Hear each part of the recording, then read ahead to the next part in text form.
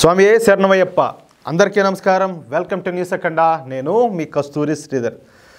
అరవింద్ కేజ్రీవాల్ గురించి నేను మీకు అందరికి కూడా ప్రత్యేకంగా చెప్పాల్సిన అవసరం లే. ఈయన గారు ఆమ్ ఆద్మీ పార్టీ వ్యవస్థాపకుడు. దేశంలోని అవినీతిని కూకటి వేళతో సహా పెగిలించేస్తానని చెప్పేసి మంగమ్మ శపథం చేసి మరి ఈ ఆమ్ ఆద్మీ పార్టీని స్థాపించాడు ఈ అరవింద్ కేజ్రీవాల్. ఇక ఈ కేజ్రీవాల్ పార్టీని స్థాపించిన తర్వాత జరిగినటువంటి ఢిల్లీ ఎన్నికల్లో ఆమ్ ఆద్మీ పార్టీకు కొన్ని సీట్లు అయితే తక్కువ వచ్చినాయి.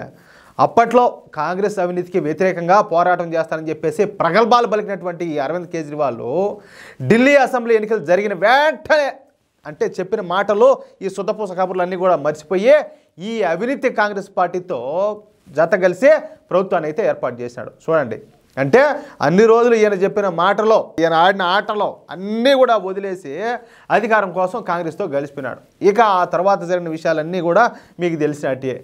ఆమ్ ఆద్మీ పార్టీకి చెందినటువంటి అనేక మంది నాయకులు అవినీతిలో కూరుకుపోయి ఇప్పుడు తిహార్ జైలులో ఊచలు లెక్కబడతారు. అంతెందుకు, స్వయంగా ఈ అరవింద్ కేజ్రీవాలే ఈ లెక్కర్ స్కామ్లో జైలుకి పోయించాడు. ఇప్పుడు బెయిల్ మీద బయట ఉన్నాడు. ఈయన బొక్కడే పోయినాడు అంటే అది కాకపోయా ఈయనతో పాటు ఎంతమంది తీసుకుపోయినాడు.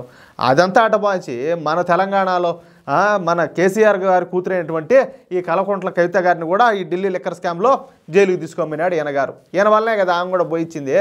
సరే, తప్పులన్నీ కూడా ఇంకా సరే చట్టం చూసుకుంటుంది, న్యాయస్థానాలు చూసుకుంటాయి. దీంతో అరవింద్ కేజ్రీవాల్ కూడా తిహార్ జైలుకి అయితే వెళ్లాల్సి వచ్చింది. చెప్పినా కదా, ఇప్పుడైతే ఆయన గారు అయితే బెయిల్ మీద వచ్చి బయట ఉన్నాడు. అయితే అరవింద్ కేజ్రీవాల్ దాదాపు 11 సంవత్సరాల పాటు ఢిల్లీ ముఖ్యమంత్రిగా పనిచేశాడు. ఇన్ని సంవత్సరాలు ఢిల్లీ ముఖ్యమంత్రిగా పనిచేయడానికి కారణం ఒకటి వచ్చేసి ముస్లింల ఓట్లు, రెండు వచ్చేసి క్రిస్టియన్ల ఓట్లు, మూడోది వచ్చేసి కుల రాజకీయాలు. ముఖ్యంగా ముస్లింల ఓట్ల కోసం అరవింద్ కేజ్రీవాల్ ముస్లిం ఇమాములకు నేను నిన్న కూడా ఒక వీడియోలో చెప్పిన నెలకు 18,000 రూపాయల జీతం ఇవ్వడం మొదలుపెట్టాడు. నిజానికి ముస్లింల మసీదుల నుంచి లేదా ఈ వక్ఫ్ బోర్డు నుంచి ₹1 కూడా అయితే గవర్నమెంట్కి అయితే రాదు. చెప్పాలంటే గవర్నమెంట్ ఇంకా వీళ్ళందరికీ ఇవ్వాల్సి వస్తుంది. కానీ అరవింద్ కేజ్రీవాల్ మాత్రం తన గెలుపు కోసం, అదేవిధంగా తన స్వార్థం కోసం ఈ ముస్లిం ఇమాములకు నెలకు 18,000 రూపాయల జీతం ఇవ్వడం స్టార్ట్ చేసినాడు. దీంతో ముస్లింలంతా కూడా ఈ గంప కొత్తగా ఆమ్ ఆద్మీ పార్టీకి ఓటు వేయడం స్టార్ట్ చేశారు. అంటే మీరు అనుకోవచ్చు, సరే మసీదులో ఒక ఇమాం ఉంటాడు, ఆయనకు ఒక ఆయనకి ఇచ్చి మిగతా వాళ్ళందరూ ఎట్లా ఓటేస్తారంటే వాళ్ళు ఆ విధంగా మైండ్ వాష్ చేస్తారు వచ్చేవాళ్ళకు. అది సరే, ఈ ఫిబ్రవరి నెలలో ఈ ఢిల్లీ అసెంబ్లీకి ఎన్నికలు అయితే జరగనున్నాయి. అయితే ఈసారి ముస్లింలు అరవింద్ కేజ్రీవాల్ని అయితే నమ్మడం లే. ఎందుకంటే గత కొన్ని నెలలుగా ఈయన అయితే వాళ్ళకి జీతాలు ఇవ్వడం లేదంట. అందుకొచ్చేసి నిన్న ఏం చేశారు, వీళ్ళందరూ కలిసి పోయి కేజ్రీవాల్ ఇంటి ముందు ధర్నా కూడా వేశారు. అర్థమైందా? పూర్తిగా ఈయన మీద కోపంతో ఉన్నారు. పైగా ఇదే సమయంలో కాంగ్రెస్ పార్టీ ముస్లింలను తమ వైపు తిప్పుకునే ప్రయత్నం చేస్తుంది. దీనితో ఏంటంటే మతతత్వ పార్టీ అయినటువంటి ఎంఐఎం ఈసారి ఢిల్లీ ఎన్నికల్లో పోటీ చేయాలని చెప్పి నిర్ణయించుకున్నది. అంటే ఈసారి ముస్లింల నుంచి అయితే మొత్తంగా ఆమ్ ఆద్మీ పార్టీకి వచ్చే ఓట్లు 3 భాగాలుగా చీలిపోనున్నాయి. అర్థమైంది కదా, ఒకటి ఆమ్ ఆద్మీ పార్టీకు, 2 కాంగ్రెస్, 3 ఎంఐఎం పార్టీ. దీంతో ఇప్పుడు అరవింద్ కేజ్రీవాల్ ఏం చేస్తున్నాడు తెలిసిన, హిందువులు వెనకబడినాడు. తమ పార్టీ మళ్ళీ అధికారంలో కనుక వస్తే అంటే ఇప్పుడు ఈ 2 సార్లు వచ్చాడు ఏదో ఆడంతా ఒడ్డేసినట్టుగా మళ్ళీ అధికారంలోకి వస్తే హిందూ దేవాలయాల్లో ఉన్నటువంటి పూజారులకు నెలకు 18,000 జీతం ఇస్తానని చెప్పి ప్రకటించాడు.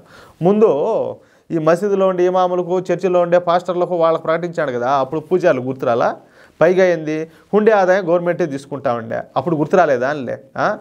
పూజారులు కూడా మనుషులేనని, వాళ్ళు కూడా ఈ సమాజంలో భాగస్వాములేనని చెప్పేసి ఒక దిక్కుమాల స్టేట్మెంట్ కూడా ఇచ్చాడు ఈ అరవింద్ కేజ్రీవాల్. దీంతో కేజ్రీవాల్ వ్యాఖ్యలు ఒక్కసారిగా ఢిల్లీలో ఉన్నటువంటి ఈ దేవాలయ పూజారులకు అందరికి కూడా తీవ్రమైనటువంటి ఆగ్రహాన్ని అయితే తెప్పించాయి. ఇక మన హిందూ పూజారులు మాట్లాడతా, అరవింద్ కేజ్రీవాల్ నువ్వు ఒక దొంగవి, పూజారులు కూడా ఈ సమాజంలో భాగమే అంటున్నావంటే నీ ఉద్దేశం ఏంటి? ఇన్నాళ్ళు మమ్మల్ని ఈ దేశస్తులుగా నువ్వు గుర్తించలేదనే కదా అర్థము.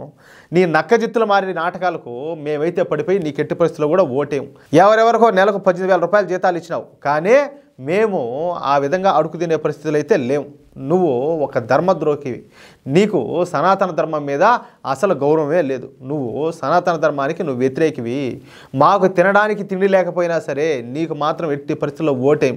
హిందువులు నీ ట్రాప్లో పడే అంత పిచ్చివాళ్ళైతే కాదు అని చెప్పి ఈ పూజారులంతా కూడా ఈ కేజ్రీవాల్ని అయితే దవడ బాగా కొట్టినట్టు సమాధానం చెప్పినారు. గత 11 సంవత్సరాల నుంచి నీకు గుర్తులేని మేము ఇప్పుడు ఢిల్లీ ఎన్నికలు వచ్చేసరికి గుర్తుకొచ్చినామా? ఢిల్లీలో 3 పూజారుల హత్యలు జరిగినాయి. ఏనాడన్నా వాళ్ళ కుటుంబాలకు నువ్వేమైనా సాయం చేసినావా? అసలు ఆ విషయం నువ్వు పట్టించుకున్నావా?